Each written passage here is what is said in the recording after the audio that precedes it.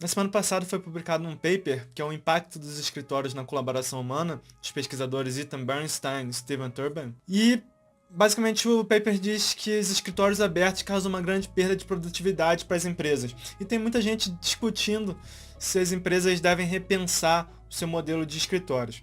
Vamos lá, vamos conversar um pouco sobre esse estudo. O que ele diz? Eles analisaram uma empresa que estava fazendo a transição de um escritório compartimentizado, departamentizado, para um escritório aberto, e viram que, primeiro, teve uma redução grande na comunicação interna. Então, antes, os colaboradores conversavam mais ou menos 6 horas por dia, e isso foi reduzindo para 2 horas por dia, então teve uma redução de 1/3 na comunicação interna. Houve uma grande perda de produtividade, e uma das maiores reclamações de quem trabalha no escritório aberto são as distrações, especialmente os barulhos. E eu mesmo detesto trabalhar num escritório que tem muito barulho em volta.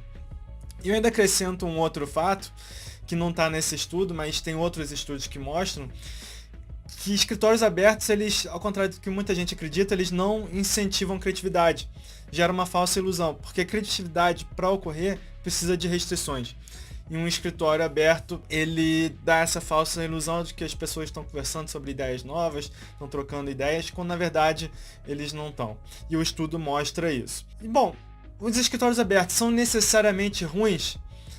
Não necessariamente. A verdade é que escritórios abertos eles são mais baratos do que outros tipos de escritórios departamentizados. Porque os escritórios abertos eles requerem um espaço menor, então eles acabam sendo mais baratos para a empresa. Então o gestor tem que ver o que ele dá prioridade, se ele quer uma produtividade maior ou se ele quer redução de custos.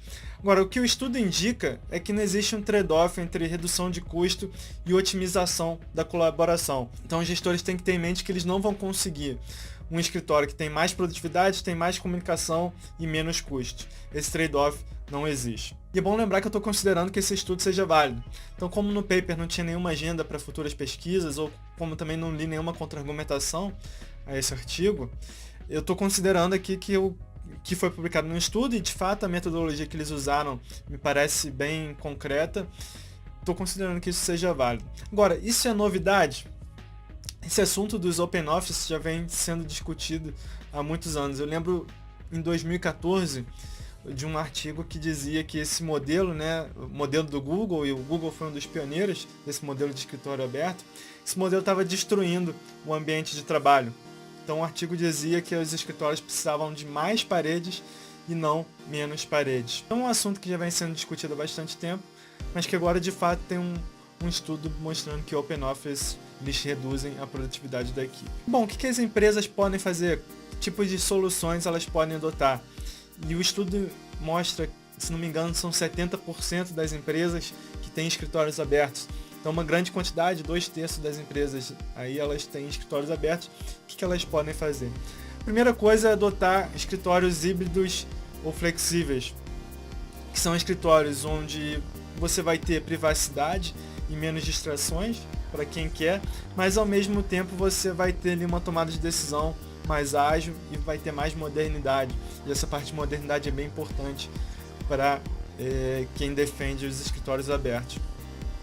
E essa é uma tendência que eu vi em algumas empresas. Então eu vi algumas empresas que elas têm salas que você pode tirar as paredes, pode mudar móveis de lugar, pode fazer ali uma mini sala se precisar de uma reunião isolada, ou pode deixar um escritório aberto. Então elas têm essa possibilidade de montar e desmontar o local. Esses são escritórios híbridos. Outra coisa interessante são os treinamentos dos colaboradores. Então, os treinamentos eles não mudaram muito desde que os escritórios eram departamentizados até os escritórios abertos. Continua sendo aplicado o mesmo tipo de treinamento. E as empresas precisam enxergar que elas precisam mudar esse treinamento para os dois tipos de escritório.